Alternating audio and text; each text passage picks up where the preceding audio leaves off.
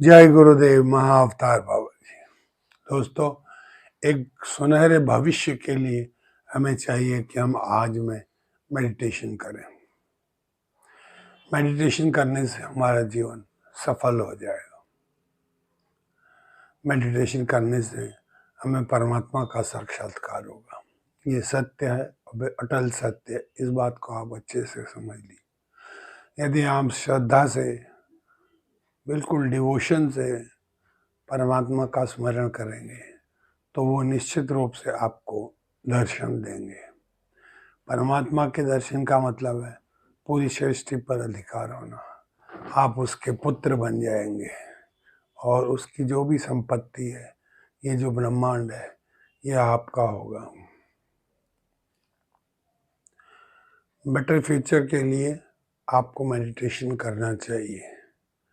Meditation सुबह और शाम 2 बार 10 से 15 मिनट, केवल इतना ही करना है। इतना करने से आपका जीवन सफल हो जाएगा। सांसारिक जितने भी सुख हैं वो सब अपने आप आकर आपके साथ जुड़ जाएंगे। आपको विशेष कुछ करना नहीं होगा। आपको सिर्फ और सिर्फ ज़्यादा से ज़्यादा मेडिटेशन करना है।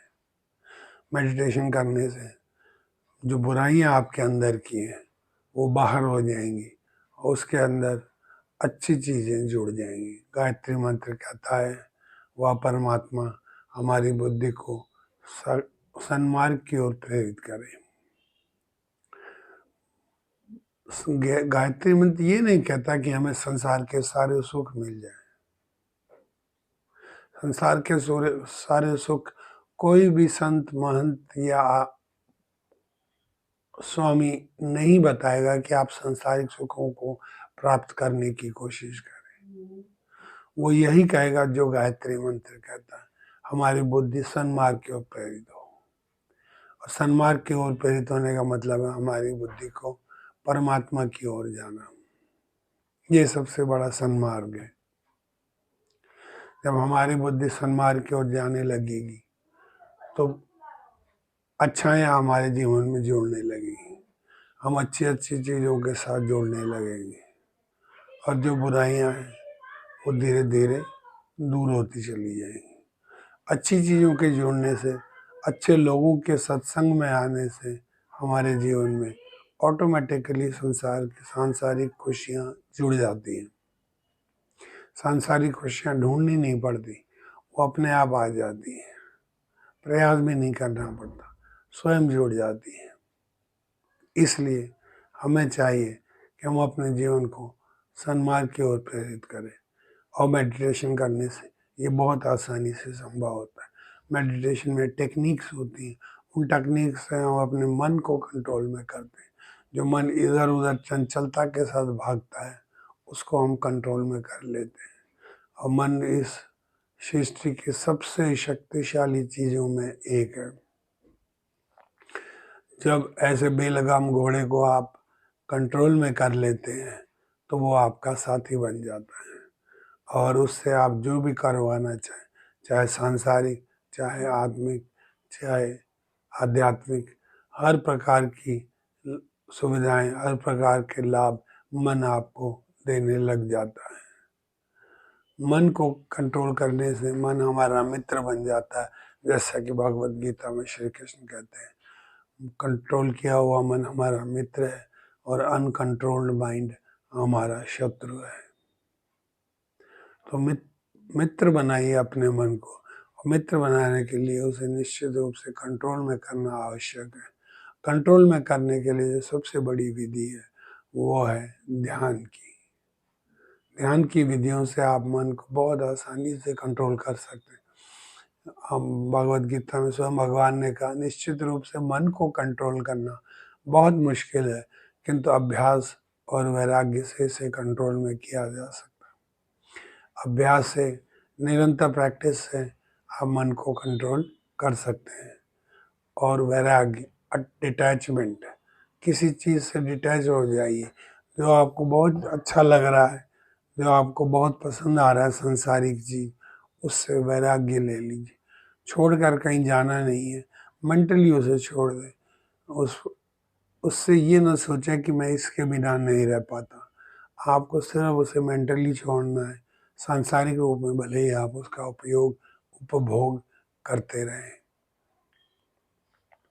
तो दोस्तों, एक सुनहरा भविष्य तब बनेगा जब हमारा आज सुनहरा होगा।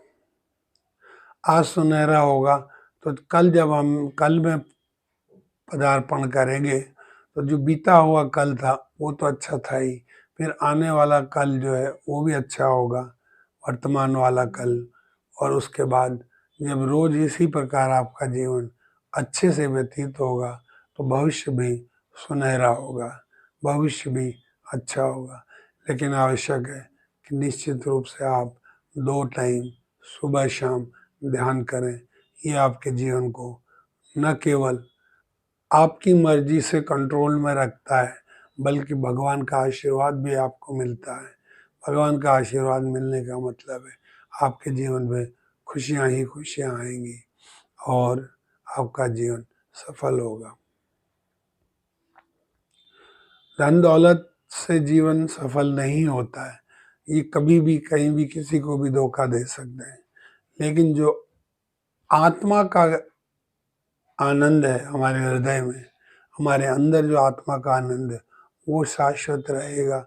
अगर आप एक बार ध्यान को अपने जीवन में ऐड कर लें, जोड़ लें, तो जो आत्मा से आनंद अंदर अनुभूति हो रही है वो अनुभूति पैसे, लत्तों और कपड़ों से कहीं ज़्यादा आनंद आपको देगा।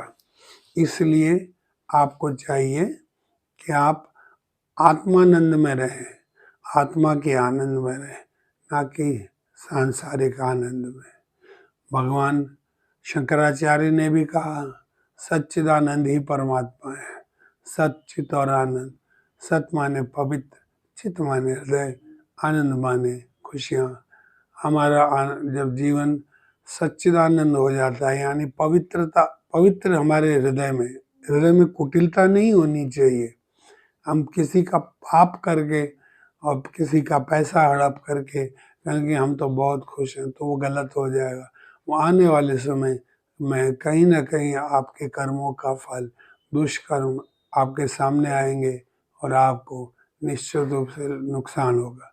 इसलिए जो हृदय में पवित्र आनंद है, शुद्ध आनंद है, सच्चा आनंद है, उसमें कहीं कोई कुटिलता ना हो, वो आनंद ही परमात्मा है।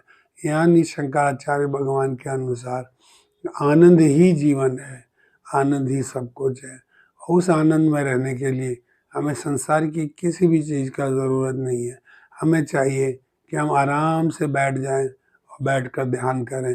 ध्यान करने से न केवल हमारी बॉडी यानी शरीर सधती है, बल्कि मन भी सधता है। शरीर और मन को साधने से जीवन में अनंत अनंत खुशियाँ आती हैं। मन की इतनी शक्तियाँ हैं कि वो हमें एक के बाद एक अनेकों सिद्धियाँ देता है। वो सिद्धियाँ जब आप महसूस करें कि अरे ये ध्यान करने से मुझे तो ये चीज़ का लाभ हुआ है, तो आपको आश्चर्य होगा कि वो चीज़ आपके पास हमेशा से थी, लेकिन आप अनजान थे और अब आप ध्यान करने से उस चीज़ के बारे में जानने लग गए हैं और वो सिद्धि आपको प्राप्त हो गई है। सिद्धि प्राप्त होने से आप अनेकों अनेक बड़े से बड़े काम को भी बड़ी आसानी के साथ कर सकते हैं। फ्यूचर बनाने के लिए आपको चाहिए कि इस प्रकार से ध्यान करें कि ध्यान का लाभ जो कि आम तौर पर आनंद होता है, खुशियाँ होती हैं, वो आपके जीवन में आ जाए। इसके अलावा सिद्धियाँ, जैसा मैंने कहा, वो भी आपके साथ जुड़ जाती हैं, तो सिद्धियों का भी लाभ आपको लेना चाहिए। और सिद्धियों का लाभ ऐसा है कि वो केवल अपने स्वार्थ के लिए या दुनिया को दिखाने के लिए नहीं करना है। सिद्धियों का लाभ सिर्फ और सिर्फ समाज की भलाई के लिए करना है। और सभी संत महंत यही कहते हैं कि सिद्धियों का ना तो प्रदर्शन होना चाहिए, ना गलत इस्तेमाल होना चाहिए।